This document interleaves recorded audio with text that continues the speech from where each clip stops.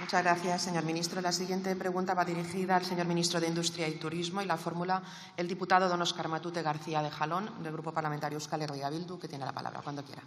Sí, muchas gracias, señora presidenta. Señor ministro, el pasado 22 de enero de este año, las diferentes derechas de este hemiciclo, o buena parte de las derechas de este hemiciclo, decidieron tumbar un Real Decreto, el 9/2024, que incluía diferentes medidas. Medidas de orden social, que probablemente ya toda la ciudadanía conoce, las que tenían que ver con la revalorización de las pensiones, con las ayudas al transporte, con las ayudas a los afectados de la DANA o con un despliegue de diferentes medidas para proteger a los sectores de la sociedad en situación de vulnerabilidad. Pero junto a estas medidas había otra serie de medidas que tenían un carácter, un orden más económico. Eran medidas de ayudas para las pymes, medidas de ayudas para los autónomos y medidas de ayudas para diferentes sectores de la industria, entre ellos la industria electrointensiva.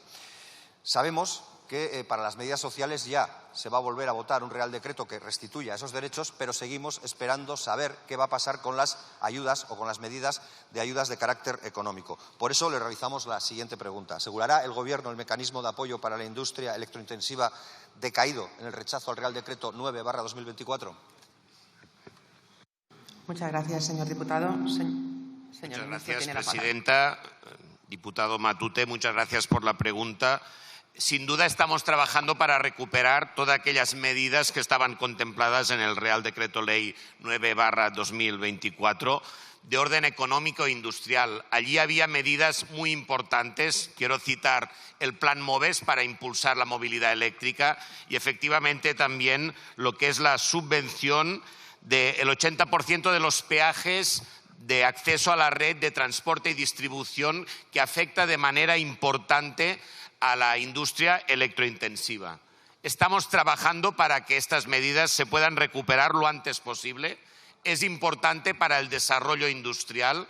La industria tenemos que defender su competitividad y uno de los grandes factores es establecer medidas que ayuden a la competitividad de la energía. Por tanto, sin duda estamos trabajando y yo pediría responsabilidad a todos los grupos parlamentarios porque la industria no espera y de esto depende miles de puestos de trabajo. Muchas gracias.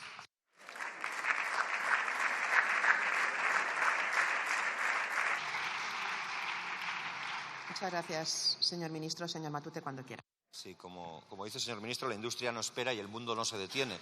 Y no pongo en duda que estén haciendo cosas y que estén trabajando, pero convendrá conmigo en que a la velocidad a la que giran los tiempos hay que hacer más y hay que hacerlo más deprisa. Por eso le instamos a que el segundo decreto, el decreto que contemple las medidas económicas decaídas el 22 de enero, llegue cuanto antes a esta Cámara, para que podamos ayudar y defender a la industria, porque probablemente no hay país con un futuro digno sin industria. Y esa es una necesidad imperiosa y creemos que junto a ese decreto que tiene que venir es necesario que se articule en la Ley de Industria medidas mucho más poderosas para evitar las deslocalizaciones. Yo no digo que no se hayan tomado medidas hasta ahora para evitar las deslocalizaciones. Lo que digo es que han sido infructuosas, que han sido baldías. Buena prueba de ello, por desgracia, es el conjunto de trabajadores y trabajadoras que, por ejemplo, el día 16, es decir, este día 16 de febrero, se van a manifestar por las calles de Iruña para defender su industria que se está cayendo a cachos. Y creemos también que hay que resolver los cuellos de botella en la distribución eléctrica, que todavía hoy se dan, porque hay empresas que quieren electrificarse o reelectrificarse y tienen dificultades, como Vidrala en Laudio o como Viscofan en Sangocha. Creemos, en definitiva, que hay que intervenir en una dirección contraria probablemente a la que quiere Trump u otros, pero que hay que intervenir de manera decidida. Probablemente intervenir es la única manera eficaz para disipar las negras tormentas que agitan los aires y las nubes oscuras que nos impiden ver un horizonte más digno.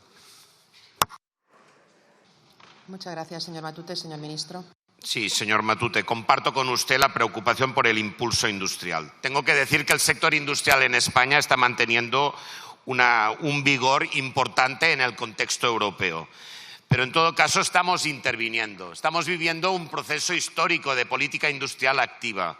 En el 2022 se tomaron grandes decisiones para mantener la competitividad y, por tanto, nosotros ahora queremos prorrogar medidas que se tomaron en el 2022, como sería pues la subvención del 80% de los peajes. Pero hay otras medidas del Estatuto de la Industria Electrointensiva, del que derivan, por ejemplo, que este año dedicaremos 600 millones a la compensación por emisiones de CO2, Quiero recordar que en el 2018 eran 6 millones lo que dedicaba y ahora dedicamos 600 millones.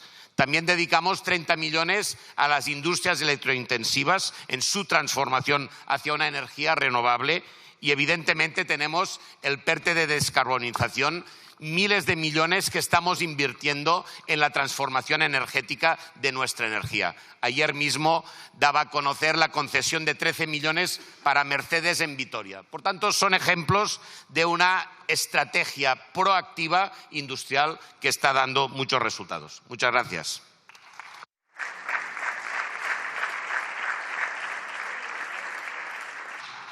Muchas gracias, señor ministro. Las siguientes preguntas van dirigidas al señor ministro de Agricultura, Pesca y Alimentación. La primera la formula el diputado don Pedro Ignacio